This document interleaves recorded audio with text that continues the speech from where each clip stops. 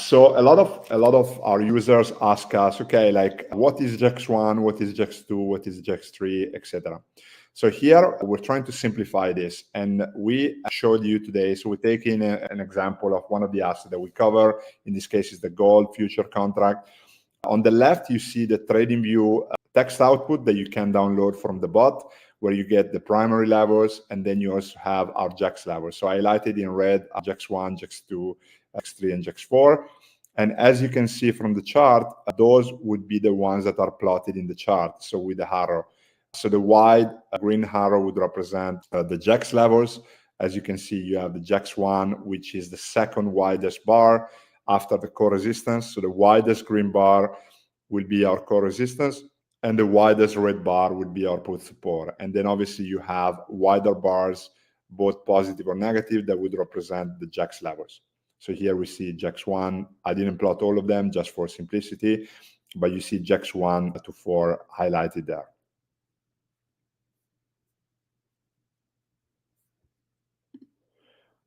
All right. Then if we go back to why are they becoming reaction zones, we have to go back to what happens and how the option market works. So we know obviously that the market makers are in the business of making money from bid-ask spread or from the increase in transactions. So they facilitate, they provide liquidity, and they help us facilitate our option trades. By doing that, they are taking on a risk, because most likely on the other side, you will never have both a buyer or a seller. So the market maker is facilitating the transaction, and therefore they're taking on a risk. In order to offset that risk, they participate in the activity of delta hedging. And here what you can see in this chart is really like, if you are long a call, on the other side, the market makers will be short a call. And as a hedging activity, they will be buying the underlying. The opposite happens if an investor is short a call, then the market maker is long call, and they would be selling the underlying based on the delta of the options to be able to hedge.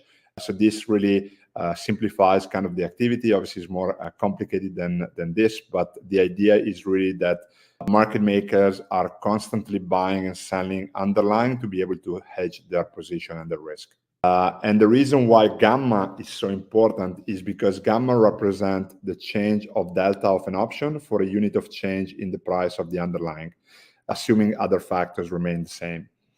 Gamma of a long position is always positive, and gamma of a short position is always negative. And here is really like how the indicator appears. So when you plot the TXT file that you download from the bot, this is how, for example, the chart of gold appears today, where you see the main levels and our GEX levels highlighted in light blue here in the chart, and you can use them as reaction zones.